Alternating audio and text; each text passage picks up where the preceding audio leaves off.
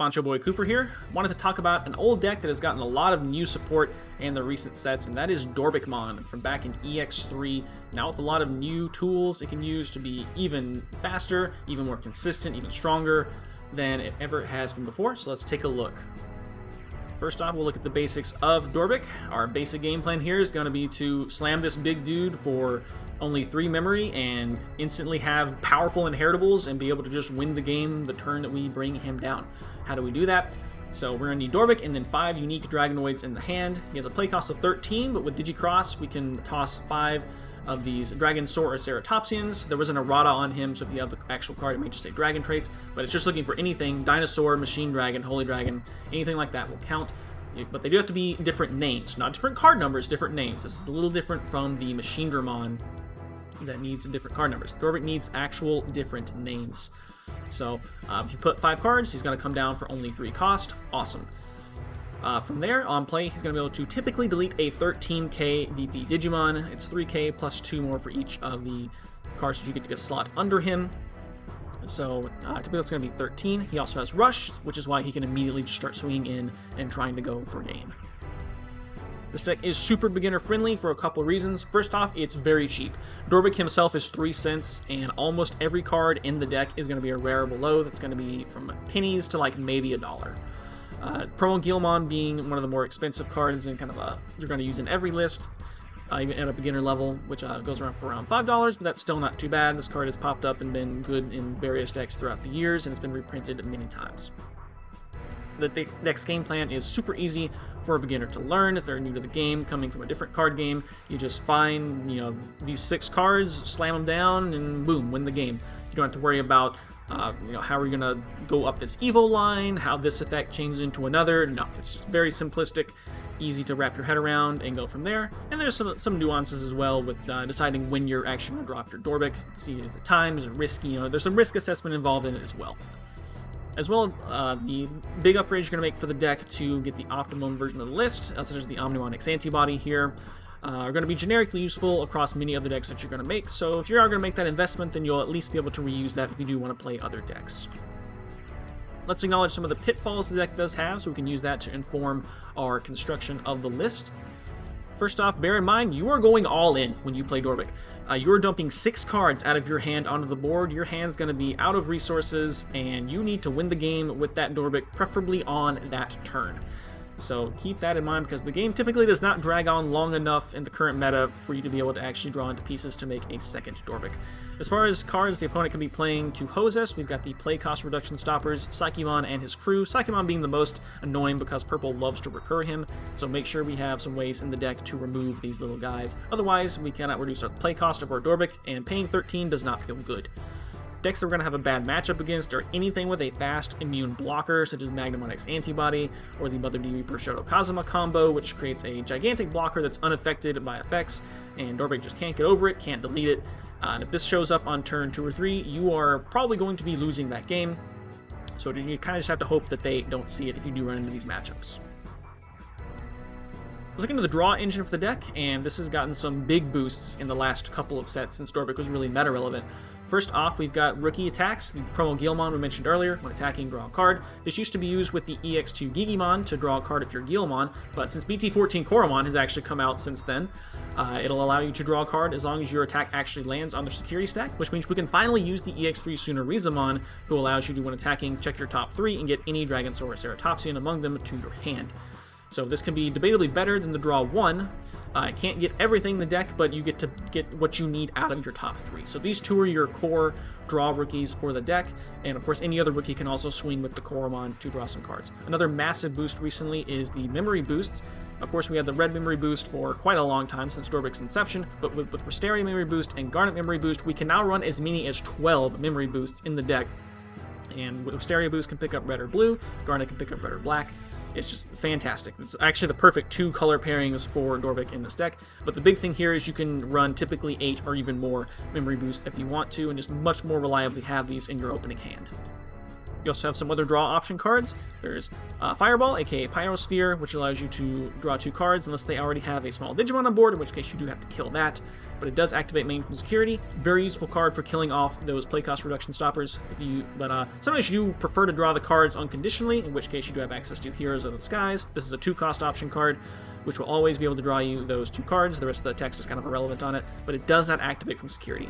Air of Dragons is a 3-cost option card that will also draw you 2 cards, and if you have a Greymon or Drummon, which there are a few in the deck on the board, you can also delete a 4,000 or less. It does activate main from security, but it does also cost 3. Beyond that, we do have some on-play effects, notably Sistermon Blanc allows you to trash a card to draw 2. Sometimes you want to actually keep every card in your hand, so sometimes this is not that great, but on your second turn, typically you pushed out, you swung your rookie, it probably died, and you're likely not going to have a red source to be allowed to play a red option card. So in that case, the Sistermon Blanc is useful to be able to keep drawing cards. Looking at some of the inherits, so first off, probably our most important one, Security Attack +1. You're probably going to need at least 2 of these to clear security for 3 checks, depending on your board state, how many checks you've already made with your rookies, so forth and so on. We've always had the Greymon and the Voltramon, as well as the Jazarihimon there from EX3. But the last few sets from EX7 on have added doubled our amount of Security Attack Plus inherits that we have access to now. Many of these also have great on-plays, well, ranging from D-Digivolve to deleting 6,000 or even 8,000 DP Digimon in an absolute pinch. And yeah, being able to run all unique names here, as you can see, there's 7 unique ones here. You could double up. If you're going to double up any of these, I would probably recommend Master Tyrannomon, because it does have the strongest deletion effect at the 8K. GP boosts are also very important, because even if we have all those checks, we have to actually survive them. There's also been a ton of new +2k DP inherits added recently in the game, and how many you need of these to put in your stack depends on the matchup you're playing against. For example, against the Virus Imperial Dramon deck, they typically cap out around 13k for their fighter mode, so you'll just need a 14k Dorbick. You just need to find one of these against a deck like Royal Knights.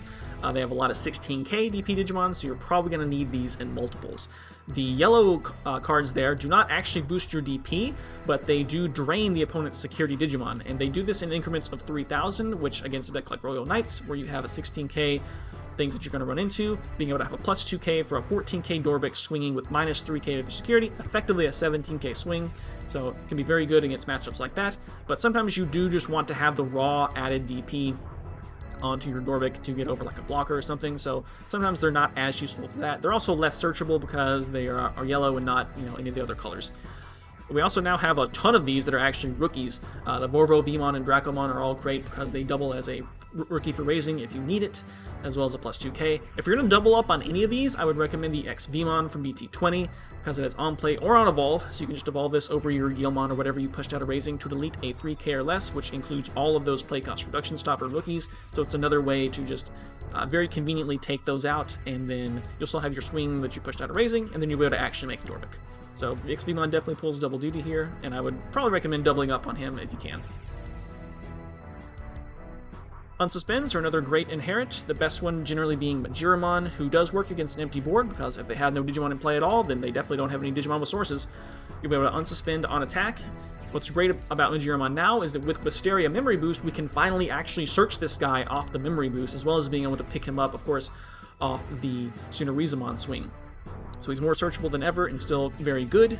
There's also the Save Your Huckmon that you can use. It does require a Sistermon on board, in our case the Sistermon Blanc. So it definitely requires a bit of a unique package to it, but at least it is agnostic of the opponent's board. If they have some large Digimon that you can't delete, but maybe it doesn't have blocker, this could situationally be better than the Majiramon. Going into some other miscellaneous inherits here, another big one from BT20 is Option Negation from Xiaoyumon. I can't believe they made this a generic inherit, but they did. We used to have to run a delicate plan to get around decks like Security Control that have a ton of security bombs that can screw up our Dorbick, and now we can just graft it into the sources of Dorbick.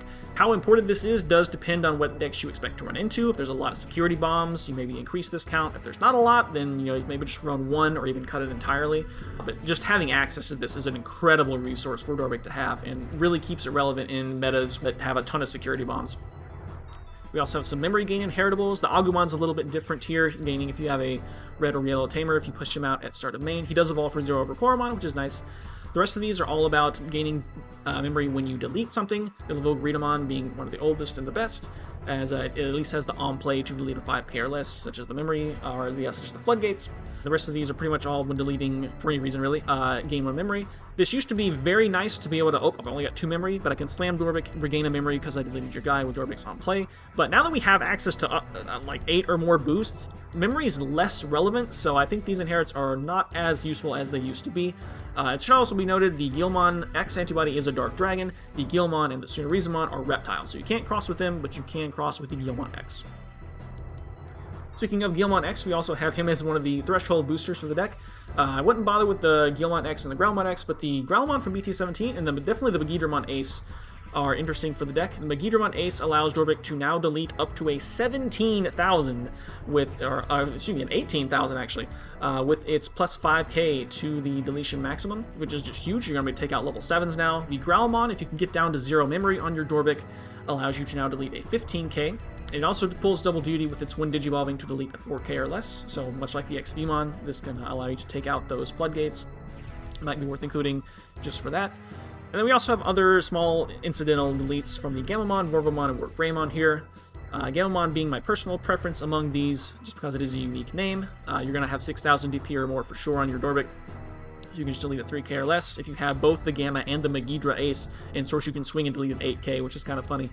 This can then allow you to, if they have nothing left on boardable sources, then that might let you activate the Magiramon to unsuspend. So that could be something you look into as well. Generally not as useful because, again, it does depend on the opponent having a certain board state, whereas you would rather just be able to kill regardless of their board state. Let's look at the tamers we want to run for the deck. There's only one we really care about, which is the BT1 Tai Kamiya, giving security attack +1 to all of your red Digimon with 4 or more sources, which definitely is going to include Dorbick. Even if you short him 1 source and make him for 5, you're still going to have 4 sources to be able to get that sec plus. It's also important to note Tai does not suspend, so if they do tap this down and make it unable to unsuspend, you don't care. You can still get the security attack plus, and of course the set to 3, which is all you need to make your Dorbick. We also used to run potentially run the Hero Manakawa from BT8, which was similar to Tai with the memory setting, but instead of the security attack plus, it was a DP gain. Now there's so many DP gaining inheritables, we just really do not need this guy anymore, and he also has to suspend. Let's look at some of the finishers for the deck. So definitely the biggest addition to the deck from BT20, Omnimon X Antibody. Dorbick always wanted to run the old BT5 Blitz Omnimon for those situations where you came up just short, just short 1 swing. Many other red and blue decks could use just Blitz Omni for game. Dorbick could not, because Dorbick himself has Rush, but does not give Rush to the stack, so Omnimon is not able to actually swing. However, Omnimon X Antibody is able to gain Rush for the turn at end of your turn, and then attack without suspending. Strictly better, actually works for the deck, and on top of that, it is searchable because it is blue, white, and red, so your memory boost can actually find this. I can't believe there would be a better design card for Dorbick than this for a finisher, and that's not even talking about the other effects on the card, allowing you to bot deck one of the Digimon on Evolve. Also has Raid, Piercing, and Blocker. If you do decide to include the X Antibody option, you can actually wipe their entire board when you do this. Fantastic card. Absolutely amazing. Can't think of a better finisher for the deck. Barring maybe the Burning Greymon from BT7, which gives even more value to your Tai, allowing you to go into the 2-cost hybrid to swing for game, because Tai does not need to suspend to give his security attack +1. You can either finish the game off alone with just him. It's very common you'll have a Tai and a memory boost down, be able to make 3 with your Dorbick, with the 3 memory from Tai, and then memory boost to evolve Tai into Burning Greymon to get maybe a last swing that you didn't have an inheritable for, and then maybe from there you can even Omni X for game, so it works instead of or in conjunction with Omni X. He's also a Dark Dragon, so if you have multiple clunked in the hand, then he can also just go under Dorbick if you really need that extra source to save the memory. And on top of that, he actually can be some removal as well. If you do have 2 of them in hand, you can Burning Great for 2, and then Burning Great for 1, because he evolves from red level 4, which is himself, to delete left for a 4,000 DP or less, again taking out those little Floodgate rookies. Some of the packages we can run for the deck. So this is a group of cards that you'll want to try to run together. The Save Your Sister package we alluded to before, really taking advantage of the Save Your Huckmon to unsuspend. We're definitely going to be running 4 Sister Mont Blanc if you do use this package. You can still run Sister Mont Blanc even without Savior, because she's still inherently good. But if you're running Savior, you're definitely going to be maxing out on your Sistermons. You can also use the Huckmon and Bow Huckmon, which allow you to regain a memory when you play a Sistermon. So if you make your Dorbick stack and you go down to 2 memory, right, you'll be able to still be able to play the Sister Mont Blanc and regain that memory to keep turn, which will allow you to unsuspend with your Savior Huck, and hopefully from there you can go for game. There's also the very flashy Ragnarlord DNA package, which utilizes the Ragnarlordmon. We'll talk about him on a list momentarily, but you're going to need to include a couple of the end of your turn DNA inheritables, obviously Ragnarlordmon itself, as well as a level 6 black Digimon of some sort. If you do this, you're probably going to want to switch from Wisteria Boost over to Garnet Memory Boost so that you can actually pick up that black level 6. So with that, let's look at some sample deck lists. First off, a very straightforward single swing deck list. We even cut the Majiramons out of this one. So very simply here, we're just going to try to get to a bunch of security attack plus inherits in source, and we're just going to cleave them all in one shot with Dorbick. The advantage to this is you do open up some slots for tech, such as Lightning Joust, a 1-cost option card that can give you plus 2k, as well as security attack plus if you're not winning the game already. Very useful for 1 memory if you can spare that.